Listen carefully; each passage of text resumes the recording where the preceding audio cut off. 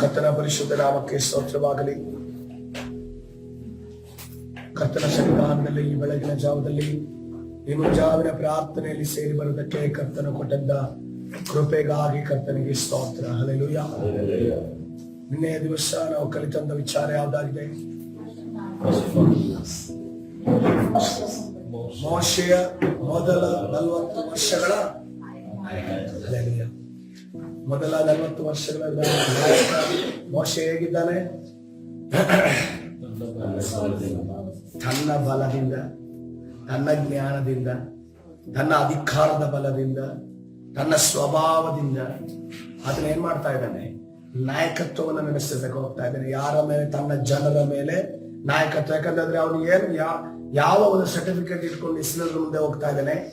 ಐಗುಪ್ತ ಯೂನಿವರ್ಸಿಟಿಯಲ್ಲಿರುವಂತ ಸರ್ಟಿಫಿಕೇಟ್ ಇಟ್ಕೊಂಡು, ನನಗೆ ಇಲ್ಲಿ ಸರ್ಟಿಫಿಕೇಟ್ ಇದೆ, ಅದಕ್ಕೋಸ್ಕರವಾಗಿ ನಾನು ನಿಮ್ಮ ಮೇಲೆ ಕೂಡ ಅಧಿಕಾರ ಚಲಾಯಿಸಲು, ನಿಮ್ಮ ಮೇಲೆ ಕೂಡ ನಾಯಕತ್ವವನ್ನು ನಡೆಸಲು ನನಗೆ ಅಧಿಕಾರ ಇದೆ, ನನಗೆ ಮಾನ್ಯತೆ ಇದೆ ಅಂತ ಅನ್ಕೊಂಡು ಅವರನ್ನು ತೋರಿಸ್ತಾ ಇದ್ದೇನೆ.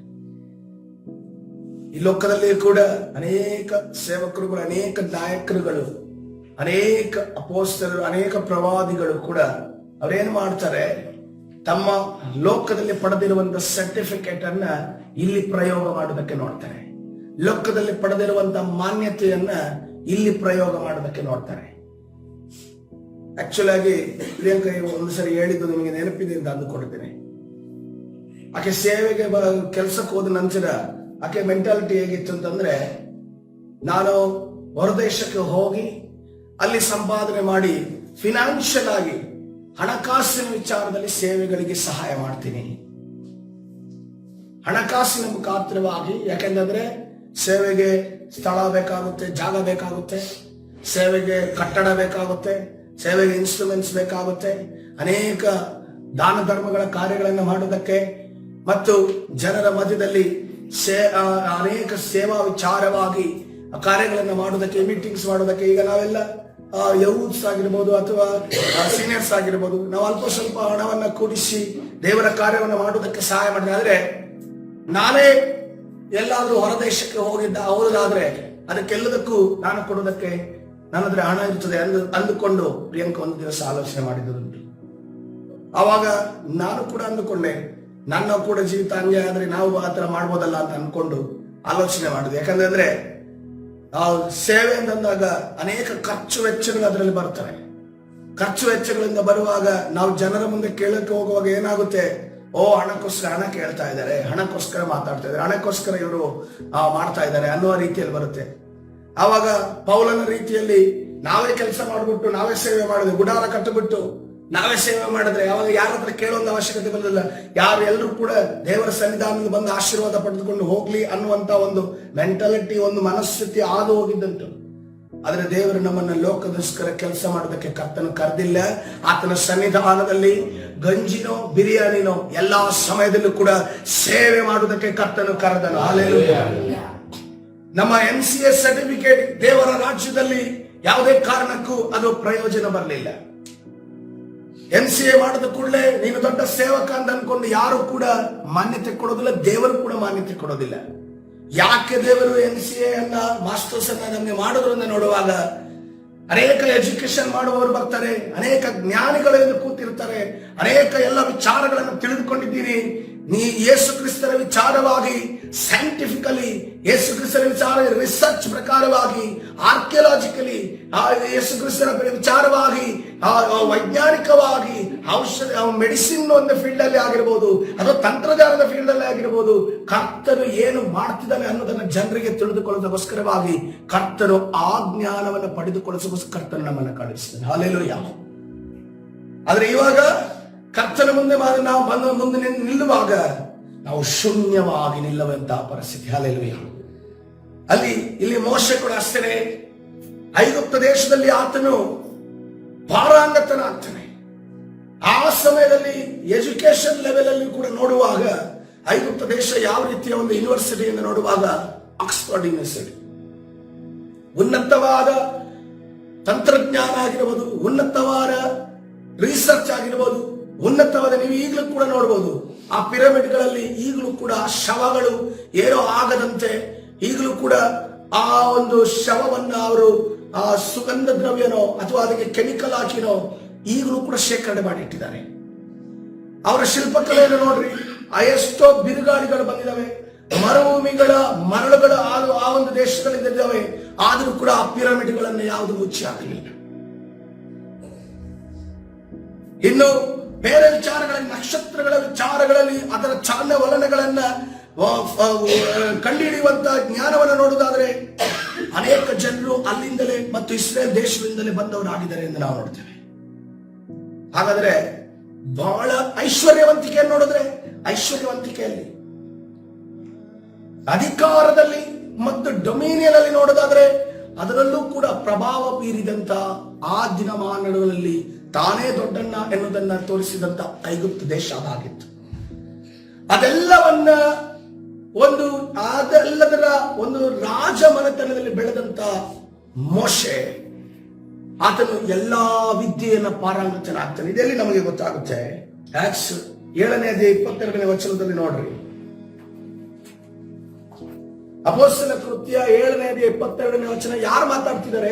ಅಪೊಸ್ತಲ ಕೃತ್ಯ 7ನೇ ಅಧ್ಯಾಯ 22ನೇ ವಚನದಲ್ಲಿ 7ನೇ ಅಧ್ಯಾಯದಲ್ಲಿ ಸ್ಟೆಫನನ್ನು ಮಾತಾಡ್ತಾ ಇದ್ದಾನೆ. ಸ್ಟೆಫನನು ಹಾಗಾದ್ರೆ ಸಂಪೂರ್ಣವಾಗಿ ಹಿಸ್ಟ್ರಿಯನ್ನ ಓದಿದ್ದಾನೆ. ಸ್ಟೆಫನನು ಕೇವಲ ಅವನ ಕೆಲವು ಪುಸ್ತಕಗಳನ್ನ ಮಾತ್ರ ಓದಿದಲ್ಲ, ಧರ್ಮಶಾಸ್ತ್ರವನ್ನ ಮಾತ್ರ ಓದಿದಲ್ಲ, ಧರ್ಮಶಾಸ್ತ್ರದ ಆ ಜೊತೆ ಆತನ ಅನೇಕ ಪುಸ್ತಕಗಳನ್ನ ಓದಿದ್ದಾನೆ, ಜ್ಞಾನವನ್ನ ಪಡೆದುಕೊಂಡಿದ್ದಾನೆ ಮತ್ತು ಪರಿಶುದ್ಧಾತ್ಮನು ಕೂಡ ಆತನ ಬಾಯಲ್ಲಿ ನುಡಿತಿದ್ದಾನೆ ಅನ್ನೋದನ್ನು ನಾವು ಗಮನಿಸುವಂತರಾಗಿ.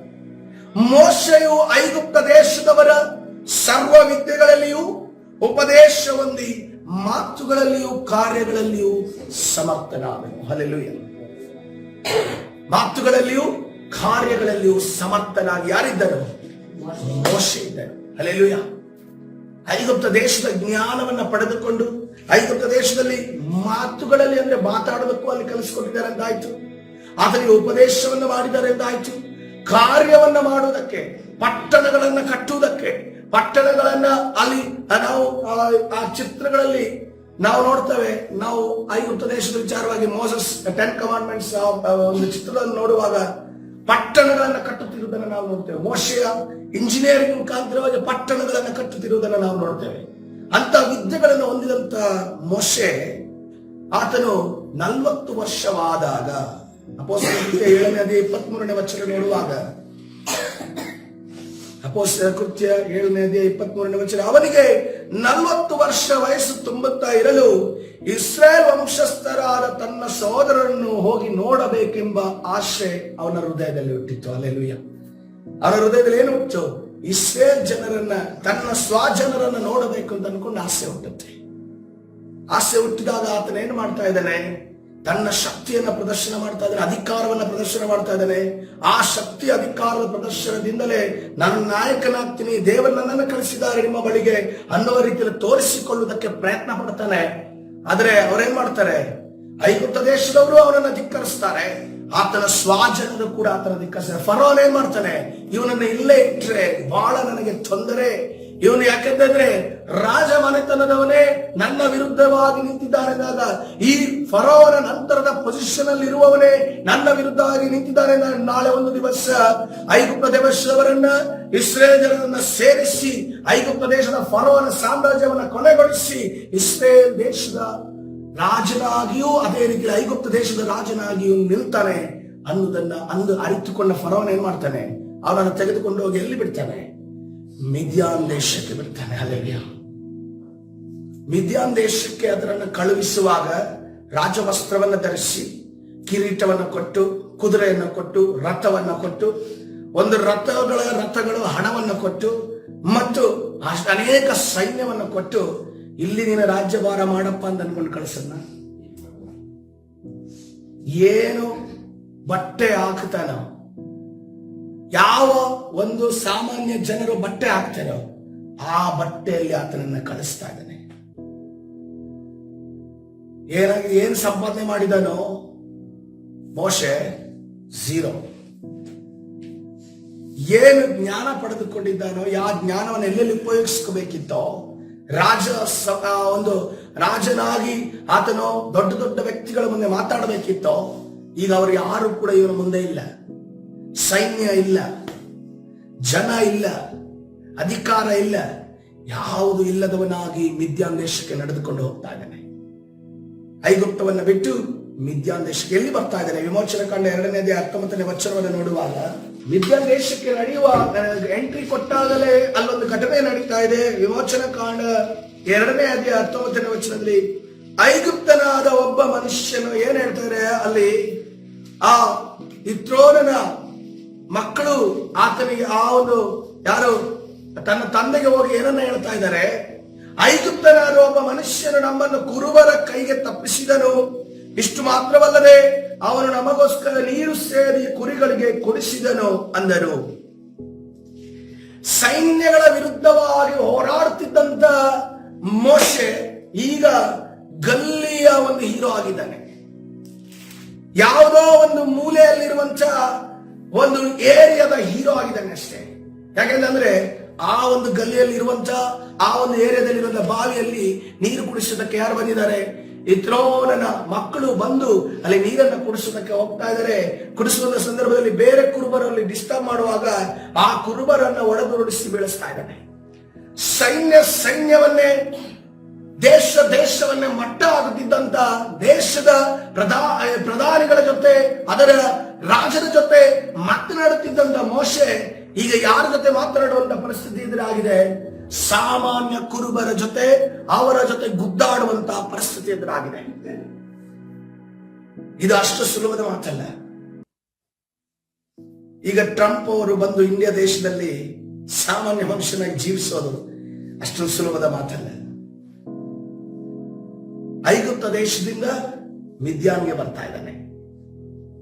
ಮಿದ್ಯಾನ್ ಯಾವ ಸ್ಥಳ ಎಂದು ನೋಡುವಾಗ ಆ ದಿನಮಾನದಲ್ಲಿ ನಾವು ಈ ದಿನಮಾನವನ್ನ ಇರುವಂತ ಭೂಪ್ರದೇಶವನ್ನ ನಾವು ಕಂಪೇರ್ ಮಾಡೋದಾದ್ರೆ, ಹೋಲಿಸಿ ನೋಡೋದಾದ್ರೆ ಮಿದ್ಯಾನ್ ದೇಶ ಅರೇಬಿಯ ಒಂದು ಆ ಕರಾವಳಿಯನ್ನ ಹೋಲುತ್ತದೆ.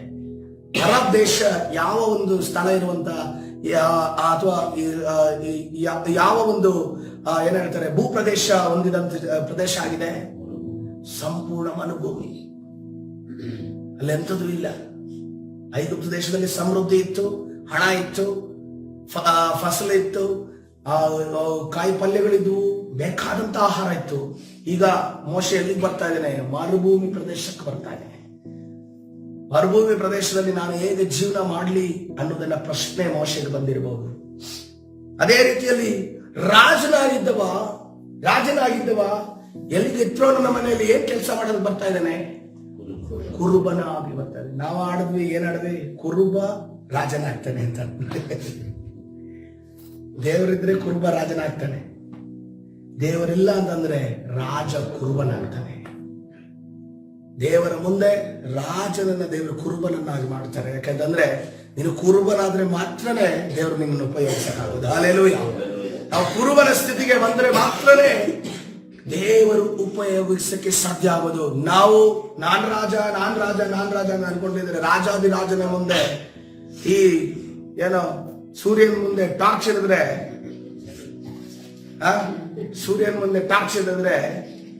ಟಾರ್ಚ್ ಬೆಲೆ ಏನು ಅಂತ ಅನ್ಕೊಂಡು ಗೊತ್ತು ಹೊಡೆಸಬೇಕಾಗುತ್ತೆ ದೇವರು. ರಾಜನಾಗಿರುವ ಅವನ ಮುಂದೆ ರಾಜನಾಗ್ಲಿಕ್ಕಿದ್ದವರನ್ನ ದೇವರು ಕುರುಬನನ್ನಾಗಿ ಮಾಡಿದ್ರು. ಮೊದಲು ಯಾವುದರಲ್ಲಿ ಜೀವಿಸ್ತಾ ಇದ್ದ ಮೋಶೆ? ಅರಮನೆಯಲ್ಲಿ ಜೀವಿಸ್ತಾ ಇದ್ದ. ಯಾವುದಕ್ಕೂ ಕೊರತೆ ಇರಲಿಲ್ಲ. ಹಿಂಗಂದ್ರೆ ಸಾಕು, ಜನ ಬಂದು ನಿಂತವರಲ್ಲಿ ಏನ್ ಸ್ವಾಮಿ ಅಂತ ಅನ್ಕೊಂಡು ಕೇಳೋರು. ಯಾರಲ್ಲಿ ಅಂತ ಅನ್ಕೊಂಡು ಆಂಟಿ ಕೆಲವು ಸರಿ ಕೇಳ್ತಾರೆ. ಅಡಿಗೆ ಮನೆಯಲ್ಲಿದ್ರೆ ಮುಂದೆ ಯಾರಾದ್ರೂ ಬಂದ್ರೆ ಅವರು ಅಲ್ಲಿಂದ ಕೂಗಾಗ್ತಾರೆ, ಯಾರಲ್ಲಿ ಅಂತ ಅನ್ಕೊಂಡು. ಮಂತ್ರಿಗಳ ಸ್ವಾಮಿ ಅಂತ ಅನ್ಕೊಂಡು ಹೇಳ್ತೀವಿ ನಾವು. ಸೊ ಆ ರೀತಿಯಲ್ಲಿ ಮೋಶೆ ಕೂಗುವಾಗ ಅವನ ಕಾಲಿಗೊಂದು ಕೈಗೊಂದು ಸೇವೆ ಮಾಡೋದಕ್ಕೆ ಜನ ಬಂದು ನಿಲ್ತಾ ಇದ್ರು. ಆದ್ರೆ ಈಗ ಯಾವುದರಲ್ಲಿ ಜೀವಿಸಕ್ಕೆ ಹೋಗ್ತಾ ಇದ್ದಾನೆ ಮೋಶೆ?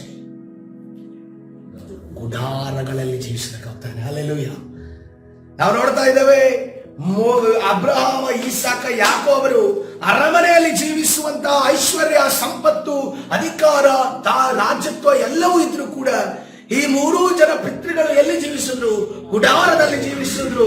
ಆದ್ರೆ ಮೋಶೆ ಏನ್ ಮಾಡಬೇಕು, ಆತನು ಅದೇ ರೀತಿಯಲ್ಲಿ ಜೀವಿಸುವ ಪರಿಸ್ಥಿತಿ ಇತ್ತು. ಆದ್ರೆ ಆತನು ಯಾವುದರಲ್ಲಿ ಜೀವಿಸಿದ? ಅರಮನೆಯಲ್ಲಿ ಜೀವಿಸಿದ. ಆದ್ರೆ ಕರ್ತನು ಅರಮನೆಯಲ್ಲಿ ಜೀವಿಸುವುದಕ್ಕೆ ಅಥವಾ ಅರಮನೆ ಜೀವಿಸುವವರನ್ನ ಆತನ ಒಂದು ಸಹಾಯವಿಲ್ಲದೆ ಅರಮನೆಗೆ ಹೋದವರನ್ನ ಅರಮನೆಯಲ್ಲಿ ಜೀವಿಸುವುದಕ್ಕೆ ಬಿಡೋದಿಲ್ಲ. ಅದನ್ನು ಗುಡಾರದ ಪರಿಸ್ಥಿತಿಗೆ ತರುವ ಆತನಾಗಿದ್ದಾನೆ. ಹಲ್ಲೆಲೂಯಾ. ಇಲ್ಲಿ ಮೋಶೆ ನೋಡುವಾಗ ಆತನು ತನ್ನ ಜ್ಞಾನ ಅದು ಇದು ಎಂದುಕೊಂಡು ಅರಮನೆಯಲ್ಲಿ ಆತನು ಜೀವಿಸ್ತಾ ಇದ್ದ. ಆದ್ರೆ ಈಗ ಎಲ್ಲಿಗೆ ಬರ್ತಾ ಇದ್ದಾನೆ?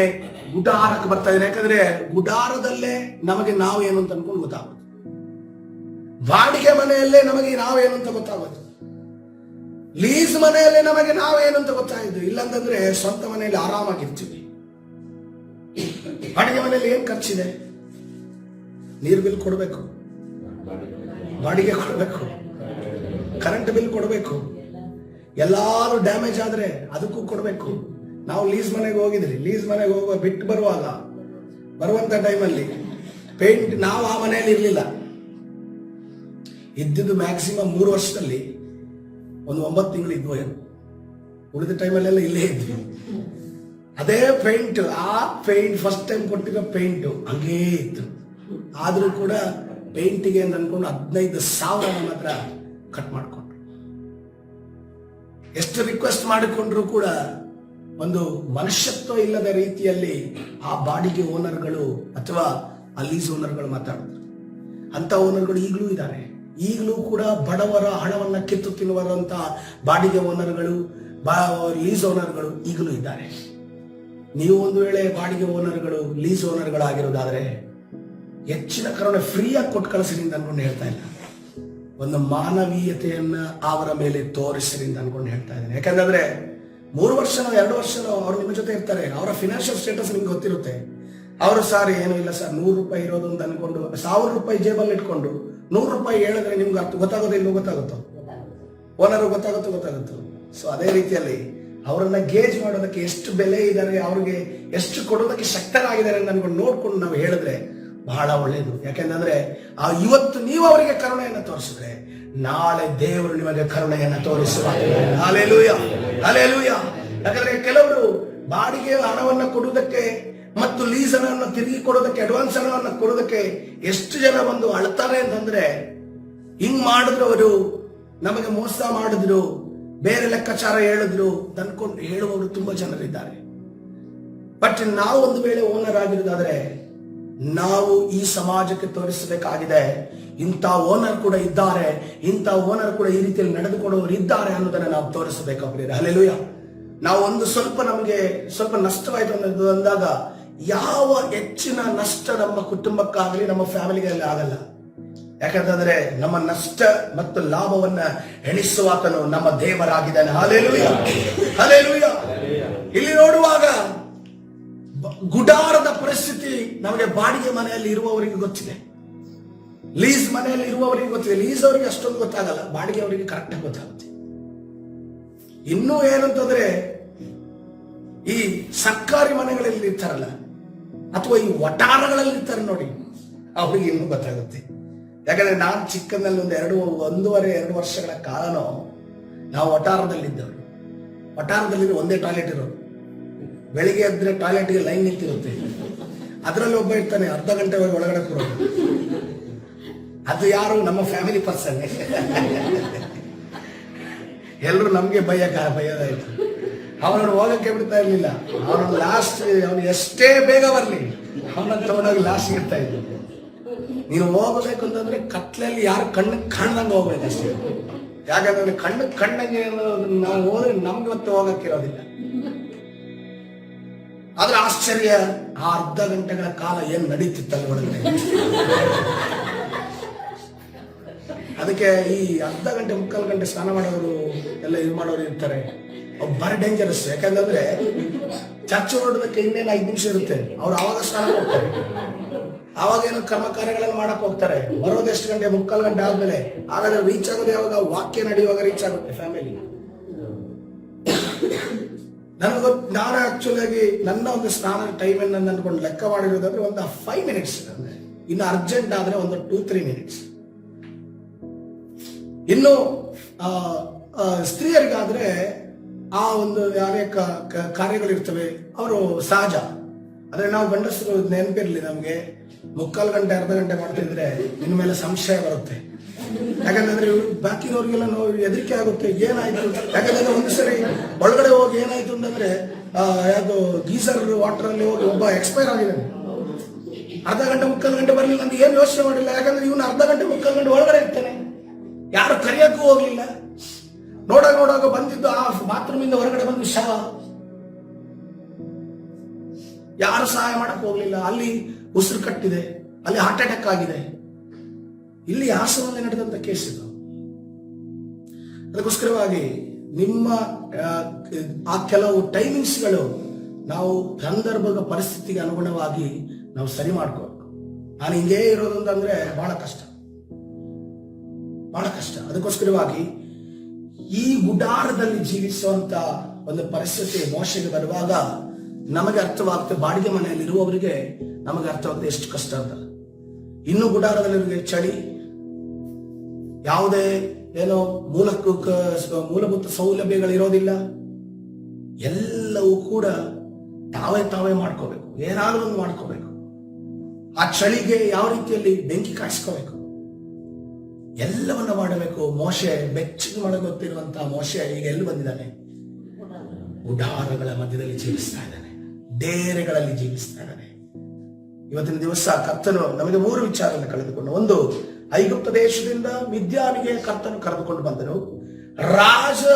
ರಾಜಮನೆತನದಿಂದ ಕರ್ತನು ಕುರುಬನ ಆ ಒಂದು ಸ್ಥಳಕ್ಕೆ ಕರೆದುಕೊಂಡು ಬಂದನು. 3ನೇದಾಗಿ ಅರಮನೆಯಿಂದ ಕರ್ತನು ಗುಡಾರಕ್ಕೆ ಕರೆದುಕೊಂಡು ಬಂದನು. ಯಾಕೆಂತಂದ್ರೆ ಮಿದ್ಯಾನ್ ದೇಶದಲ್ಲೇ ಕುರುಬನಾಗಿ ಗುಡಾರದಲ್ಲಿದ್ದಂತ ಮೋಶೆಗೆ ತಾನೇನು ಅಂತ ಅನ್ಕೊಂಡು ಗೊತ್ತಾಗ್ತಾ ಇದೆ. ಹಲ್ಲೆಲೂಯ.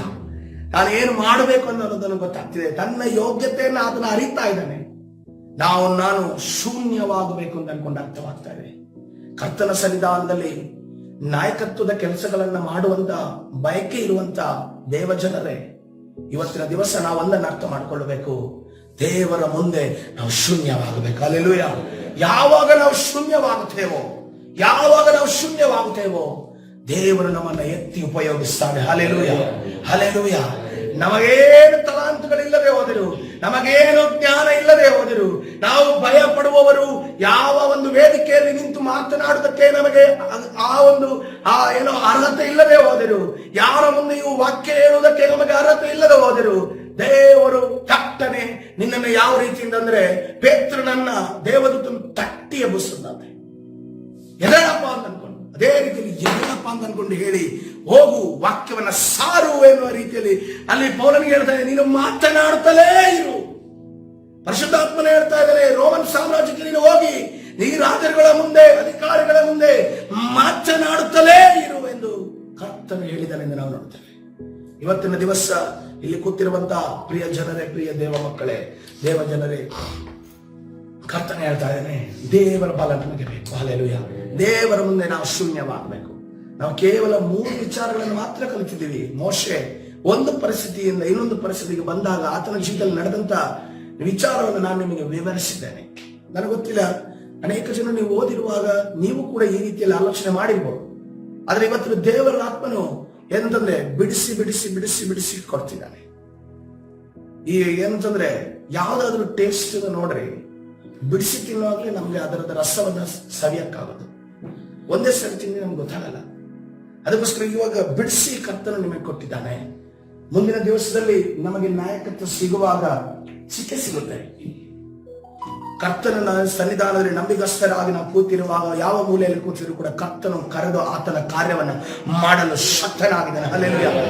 ಆ ಸಿಗುವಂತ ಸಂದರ್ಭದಲ್ಲಿ ನಾವು ತಪ್ಪಾದ ನಾಯಕರಾಗಿ ನಿಲ್ಲಬಾರದು, ಒಳ್ಳೆ ನಾಯಕರಾಗಿ, ಕರ್ತನ ನಾಯಕರಾಗಿ ನಾವು ನಿಲ್ಲಬೇಕಾಗಿದೆ. ಹಲ್ಲೆಲೂಯ. ಕರ್ತನ ಸನ್ನಿಧಾನದಲ್ಲಿ ಸಮಯದಲ್ಲಿ ನಮ್ಮನ್ನ ನಾವು ಒಪ್ಪಿಸಿಕೊಡೋಣ. ಸಮಯದ ಮಿತಿ ಇರೋದರಿಂದ ನನ್ನ ಸ್ವಲ್ಪವನ್ನೇ ನಿಮಗೆ ಒಂದು ಗುಳಿಗೆಯ ರೀತಿಯಲ್ಲಿ ನಾನು ಇವತ್ತಿನ ದಿವಸ ನಿಮಗೆ ಕೊಟ್ಟಿದ್ದೇನೆ. ಆ ಗುಳಿಗೆಯನ್ನು ಇವತ್ತಿನ ದಿವಸ ಸೇವಿಸೋಣ. ಓ ಪರಲೋಕದ ಆ ಗುಳಿಗೆಯನ್ನು ಸೇವಿಸೋಣ. ಕರ್ತನ ಸನ್ನಿಧಾನದಲ್ಲಿ ಕೇಳೋಣ, ಕರ್ತನೆ, ಈ ವಾಕ್ಯವೆಂಬ ಗುಳಿಗೆಯನ್ನ ನಾನು ನನ್ನ ಜೀವಿತಕ್ಕೆ ಕರ್ತನೆ ಸೇವಿಸ್ತಾ ಇದ್ದೇನೆ. ಕರ್ತನೆ, ಪರಿಶುದ್ಧನಾದ ದೇವರೇ, ನಿನ್ನ ನಾಮಕ್ಕೆ ಸ್ತೋತ್ರವಾಗಲಿ. ಕರ್ತನೆ, ಇವತ್ತಿನ ದಿವಸ ನಮ್ಮನ್ನು ನಿನಗೆ ಸಮರ್ಪಿಸ್ತಾ ಇದ್ದೇವೆ. ನಾವು ತಗ್ಗಿಸಿಕೊಂಡವರಾಗಿ ದೀನ ಸ್ವಭಾವವುಳ್ಳವರಾಗಿ ಕರ್ತನೇ ಶೂನ್ಯವಾಗಿ ನಿನ್ನ ಮುಂದೆ ನಿಲ್ಲುವ ಹಾಗೆ ನಮ್ಮ ಒಬ್ಬೊಬ್ಬರನ್ನ ನಡೆಸಿ ಯೇಸುವೆ, ನೀನು ತಾನೇ ನಮ್ಮನ್ನು ಆಶೀರ್ವದಿಸು ಕರ್ತನೇ. ಪ್ರಾರ್ಥನೆ ಮಾಡಿಕೊಳ್ಳೋಣ. ಪರಿಶುದ್ಧನಾದ ದೇವರ ನಿನ್ನ ನಾಮಕ್ಕೆ ಸ್ತೋತ್ರ. ಸರ್ವಶಕ್ತನೇ ಸರ್ವವಲ್ಲಭನೇ ಮಹಿಮೆಯುಳ್ಳ ದೇವರ ನಿನ್ನ ನಾಮಕ್ಕೆ ಸ್ತೋತ್ರ. ಸ್ತುತಿ ಘನ ಮಾನ ಮಹಿಮೆಗೆ ಯೋಗ್ಯನಾದ ದೇವರ ನಿನ್ನ ನಾಮಕ್ಕೆ ಸ್ತೋತ್ರ. ಮೋಶೆಯನ್ನು ಯಾವ ರೀತಿಯಲ್ಲಿ ಕರ್ತನೆ ನೀನು ಕರ್ತನೆ ರಾಜ ಆತನ ಕರ್ತನೆ ಅರ್ಹತೆ ಏನು ಅನ್ನೋದನ್ನ ತಿಳಿಸಿಕೊಡೋದಕ್ಕೋಸ್ಕರವಾಗಿ ಮಿದ್ಯಾನ್ ದೇಶಕ್ಕೆ ತೆಗೆದುಕೊಂಡು ಬಂದು ಕರ್ತನೆ ಆತನನ್ನ ಕುರುಬನಾಗಿ ಇಟ್ಟು ಆತನನ್ನ ಕರ್ತನೆ ಗುಡಾರಗಳಲ್ಲಿ ಜೀವಿಸುವಂತೆ ಮಾಡಿದೆವು.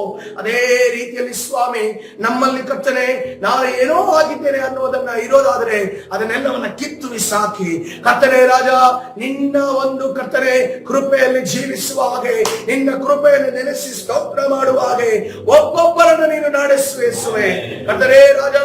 ಎಲ್ಲ ಕರ್ತನೆ ನಾನು ಏನೋ ಆಗಿದ್ದೇನೆ ಎನ್ನುವಂತ ಆಲೋಚನೆ ನನಗೆ ಬಿಡುಗಡೆ ಕೊಡು.